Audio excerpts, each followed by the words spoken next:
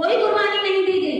भले एक एक करके तो रोज मारी जाती है, दम घुट कर मर जाती है, रजाई में मुंह दबाकर। जब हम इस धरा पे नहीं भी रहेंगे ना, हमारे बच्चे इसको देखकर कहेंगे जब इस धरती के ऊपर, इस भारत पर क्रांति का आगाज हो रहा था, तब मेरी माँ पहली बार इसमें जुड़ी थी और ये उसको मिला था। ये सब जगह काम कर रहे हैं। आप में से कोई भी ऐसा नहीं है जो आम महिला हो या जो भीड़ हो। आप जहां भी है वहां काम कर रही है। जितनी जिसकी क्षमता है, जितनी जिसकी समझ है, जितनी जिसकी रीच है, वो काम कर रही है। चाहे उनके पास कोई प्लेटफॉर्म नहीं है, बहुत सारी महिलाएं ऐसी जो किसी के साथ जुड़ी हुई नहीं, लेकिन फिर भी खड़े बस में होंगी तो समझाएंगी, ट्रेन में होंगी तो समझाएंगी, क्योंकि उन्हें क्या लग गया है, विचार का पता लग गया है। कहीं शादी में गई होगी तो बैठी बैठी समझा रही होगी, तुम्हें पता है कुछ नहीं है। कोई मारा हुआ है, उसके बाद में क्या पाखंड कर रहे हैं, इसको ऐसे विदा कर दो, क्यों टाइम लगा रहे हैं, क्यों? क्योंकि उन्होंने विचारों का जो समझ होती है वो गहराई से समझ ली। तो आप सब इस देश में अंकुरित हो चुके वो बीज हो जो इस देश में एक अच्छे और स्वस्थ समाज का निर्माण करेंगे। आपके ऊपर, आपके आसपास घास जमने की कोशिश करेगी। आपको कहा जाएगा ये कुछ नहीं है, फालतू का हो रहा है, सब ड्रामा है। आए हैं भाषा की और चली गई। हो सकता है नेता एमपी बनना चाह रही हो इसलिए कर रही हो, ये नेता बनना चाह रही होगी, ऐसे भी कहेंगे। वो बातें बता रही हूँ जो अभी ध्यान से निकलते ही आपको मिलेगी, आपको सामना करना होगा। एक्चुअली है क्या, ये सोच मैंने अब से 12 साल पहले मुरादाबाद में तैयार की थी। शगुन बौद्ध जी को भी उस कार्यक्रम में मैंने ऐसे लगभग 12-13 कार्यक्रम किए हैं जो सिर्फ महिलाओं के हैं और हैंड बिल में बाकायदा लिखा हुआ था पुरुषों का प्रवेश महिलाओं के बिना वर्जित है। अगर आएंगे तो महिलाओं को लाएंगे और नहीं तो कोई जरूरत नहीं, हम 10 महिलाओं का कार्यक्रम कर लेंगे। ऐसे नोट के साथ हमने कार्यक्रम किए, बहुत बुराई हुई, बहुत कुछ झेला, लेकिन कार्यक्रम इच्छा से और सोच समझ से भी परे जाकर सक्सेस हुए, सफल हुए, अलग सोच ली। सोनिया जी बता रही थी कि मैं 2,000 पुरुष में अकेली महिला बैठती हूँ। अब यहाँ पर 200, 300, हजार महिलाओं में 2-2, 4-4 पुरुष आपके साथ अकेले बैठे। अभी तक आप संभालती थी अपनी साड़ी के पल्लू को, अब वो संभाल कर बैठेंगे। उल्टा हो गया, सोच पलट दी हमने। हम कहते थे जहां भी कहीं कार्यक्रम होता है, अरे भैया तो महिलाओं के लिए भाई साहब कुर्सी खाली कर दो, महिलाएं बैठेंगी। अब हमारे पास ऐसा होगा, हमने किया भी कि भैया पुरुष खड़े, 2-4 महिलाएं, इनको भी जगह दो, इनको भी जगह दें।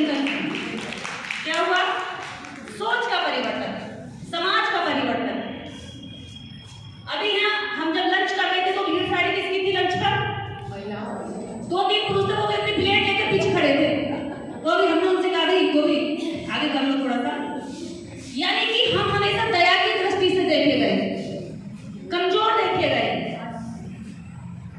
आज हम कमजोर नहीं थे और आज के बाद हम कमजोर होंगे नहीं, क्योंकि जब हम यहाँ से जाएंगे तो हम ये भी पहचान रखेंगे कि हम अंकुरित बीज है और हमें डिमोरलाइज करने वाले अनचाही घास हैं जो कुछ कर नहीं सकते। तो वो क्या करेंगे? तुम में कमियां ढूंढने का काम करेंगे, तुम्हारे मिशन में कमियां ढूंढने का काम करेंगे, तुम्हारी सोच में बर्बाद करने का काम करेंगे। और जब बहुत सारे लोग एकजुट होकर एक ही विचारधारा पर काम करते हैं तो उस विचारधारा को सरकारें भी स्वीकार करने के लिए मजबूर हो जाती हैं। आज वही समय चल रहा है।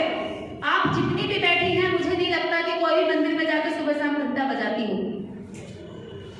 मुझे नहीं लगता कोई भी ये सोचती होगी कि मेरे अधिकार मंदिर में प्रसाद चढ़ाने से, फूल चढ़ाने से और दूध चढ़ाने से मिल जाएंगे। सब इतनी समझ जरूर रखती हैं कि अगर आज यहाँ तक भी मिला है तो ये भी हमें संघर्षों के बाद मिला है। बाबा साहब डॉक्टर अम्बेडकर के लिए जितना कहा जाए इतना कम है।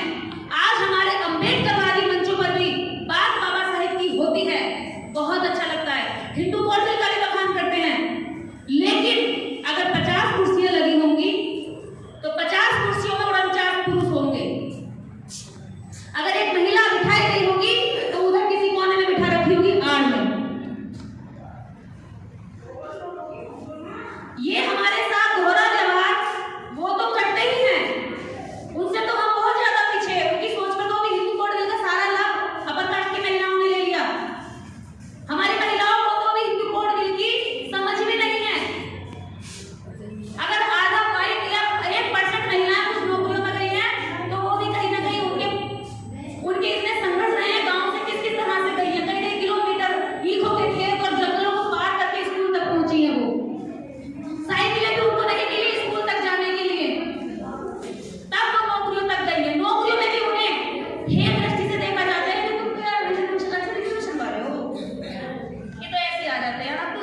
से आ जाते हो ना।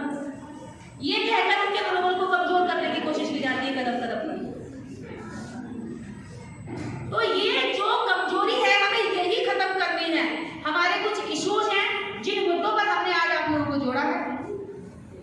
हमने अपने क्षेत्रीय मांगों के साथ अब राष्ट्रीय मांगों से जुड़ना है, राष्ट्रीय मुद्दों से जुड़ना है, राष्ट्रीय मंच से जुड़ना है।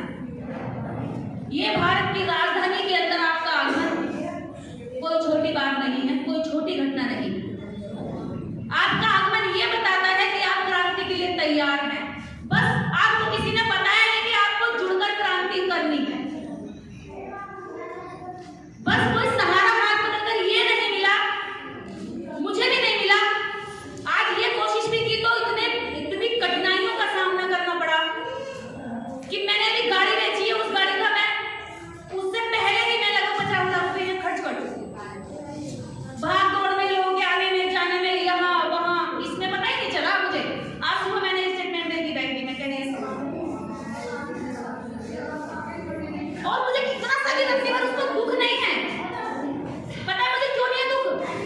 जब मैं यहाँ आई मैंने यहाँ महिलाओं को देखा और जब आप मंच पर बोल रही हैं, दहाड़ रही हैं, अभी मीडिया के सामने दहाड़ रही हैं, मेरे को लगता है कि मैंने करोड़ों अरबों रुपए आज के दिन ही इस समाज को, इस देश को कमा कर दे दिए, क्योंकि इतनी स्ट्रॉन्ग विचारधारा के साथ आपकी मदद में मुझे इतनी खुशी है कि हम अब राष्ट्रीय मंच के साथ बिखरे हुए तिनके जुड़ गए हैं। और अब जुड़ करके जिस तरह झाड़ू कूड़ा करकट हटा देती है, ऐसे ही हम भी अपने स्वस्थ समाज को और मजबूत बनाने के लिए जो बुराइयों का करकट कूड़ा भरा पड़ा है, इसको हटाने का काम करें। हमने 100 ताकतवर बहुजन बेटियों को ढूंढा, हम आप तक पहुंचे। बहुत सारी लड़कियां महिलाएं उन तक पहुंचना चाहती हैं। बताओ। उनका वो रहता है सपना कि हम एक फोटो लेंगे दीदी के साथ, हम ऐसा बनेंगे। बहुत सारे पुरुष मुझे फोन करते अपनी बेटियों को ऐसा बनाना चाहते हैं, आपके जैसा, अपनी बीवी को बनाना चाहते हैं, अपनी बहन को बनाना चाहते हैं। वो सब हमारा साथ देने के लिए तैयार है। हमें बस थोड़ा सा चलना है। हमारे लोग हमें देखकर बहुत खुश होंगे, उन्हें लगेगा कि अभी तक हम जिनको समझाना चाह रहे थे उल्टा वो हमें समझाने चल पड़ी है। और ये तो हमें मतलब ढूंढ रहे थे एक लोटा पानी या पूरी नदी बहती मिल गई, तो कितना खुश होंगे वो लोग। आप जितनी महिलाएं यहाँ हैं, अब मैं इसका परिचय आपको दे रही थी।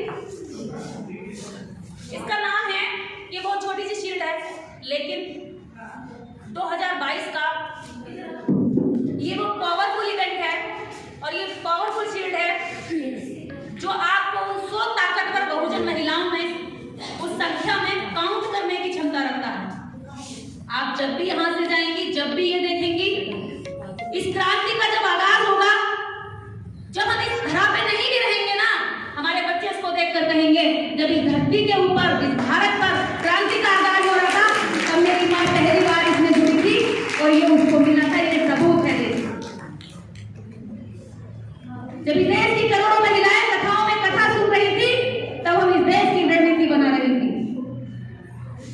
जब इस देश की करोड़ों महिलाएं आपस में देवरानी जिठानी के झगड़े कर रही थी, सरकार घर की सरकार पे कब्जा बनाने की कोशिश कर रही थी। घर की एक सरकार है ना, भाभी सत्ता होती है, सास भी चलती है, जिठानी की चलती है, किसी घर में की चलती है, तो वो कोशिश करती है इसको डाउन करूंगी, मैं अपनी चलाऊंगी। जिस देश में महिलाएं अपने घर की सत्ता में उलझी हैं, उस देश के अंदर आज 100 महिलाएं देश की सत्ता की समझ रखने के लिए, सत्ता पर काबिज होने के लिए रणनीति बना रही है।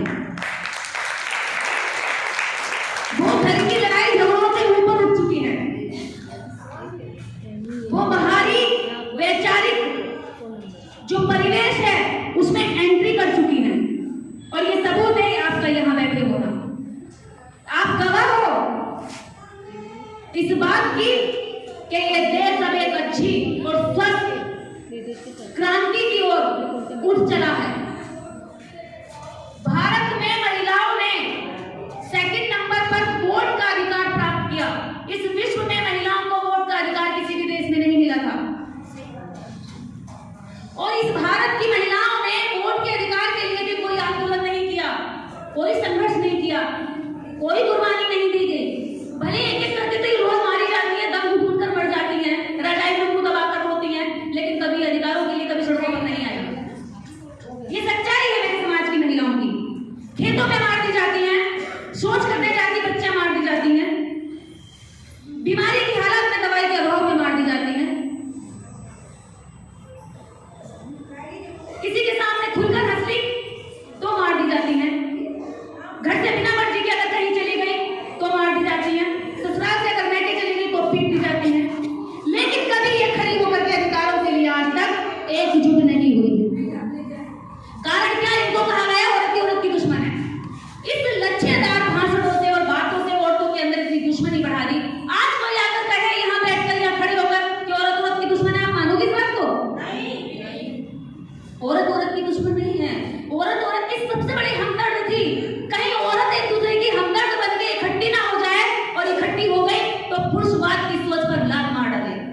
इसलिए उनको बताया गया कि औरत औरत की दुश्मन। जब पहली बार मुझे तकलीफ हुई थी तो मेरी माँ ने समझी थी। मेरे पिता रो रहे थे लेकिन वो समझ नहीं सकते थे। मेरी माँ को पहले ही देखकर पता चल गया था कि मैं तकलीफ में हूँ, क्योंकि जो दर्द से वो कभी गुजरी होगी उससे मैं बाद में गुजरी थी। तो स्त्री का दर्द स्त्री समझती है, लेकिन बीच में एक दीवार खड़ी करी गई है कि औरत औरत की दुश्मन होती है। फिर कहते हैं कि औरतें औरत को कहती हैं, क्योंकि तुमने उनको विभाग दिया हुआ है भैया कि देख अपने लड़के को संभाल कर रख। माँ को कहा जाता है, बाप को नहीं। देख मेरी बहू को संभाल कर रख। क्या कहेंगे चार लोग हमें, तुम सबकी बहू नहीं संभाली, तुम सबकी बेटी नहीं संभाली। किसको? घर की औरत को कहा जाता है। बच्चा बिगड़ जाता तो आदमी का नाम नहीं लगाया जाता, औरत का बदनाम होता है। अरे तेरा लड़का बिगड़ गया, तू करती क्या सारा दिन? और अच्छा बन जाता है, मेरा बेटा ये है। हर जगह औरत को कितना दबाया तुम लोगों ने, और कहते औरत औरत की दुश्मन है। बेईमानी की गई है हमारे साथ, हमें सबको से चला गया है। तकिया कलाम बना दिया, हर घर में औरत खुद बोलती है इस बात को कि औरत औरत की दुश्मन है। तब तो मैं कतई हैरान हो जाती हूँ। मुझे यही चिंता की ये धारणा तोड़नी है इनके बीच की। ये जो दीवार लगी है इन सबके बीच में लगी। हम एक शीशे के आर पार जीते हैं, हम देखते तो जरूर हैं, लेकिन हमारे मन में एक दुश्मनी चल रही होती है। हम एक दूसरे के सामने होते तो जरूर हैं, लेकिन हमें एक दूसरे में ये प्रतिस्पर्धा चल रही होती है कि मैं ही आगे रहूं, ये नहीं। यही कारण रहा कि पुरुष ने इसका फायदा उठाया, आपको सिखाया, आपको ट्रेन किया और आपको बिखेर दिया। पुरुषवादी सोच यही कहती है कि महिलाओं को एकजुट मत होने दो, क्योंकि अगर एकजुट हुई तो क्रांति कर डाली। भारत के अंदर महिलाओं ने वोट की क्रांति नहीं की, लेकिन बिना आपकी मेहनत किए बाबा साहब डॉक्टर अम्बेडकर, हमारे पिताजी, हमारे बाप, हमारा पुरखा, हमारा पूर्वज, बिना हमारे कहे, बिना हमारे रोए, बिना हमारे चीखे, बिना हमारे एकजुट हुए, बिना हमारे भूखे रहे। बाबा साहब डॉक्टर अम्बेडकर ने संविधान में लिखा कि वोट का अधिकार इस देश की केवल सवर्ण महिलाओं को नहीं होगा, इस देश की केवल शिक्षित महिलाओं को नहीं होगा, इस देश की केवल राजनीतिक दलों की औरतों को नहीं होगा। वोट देने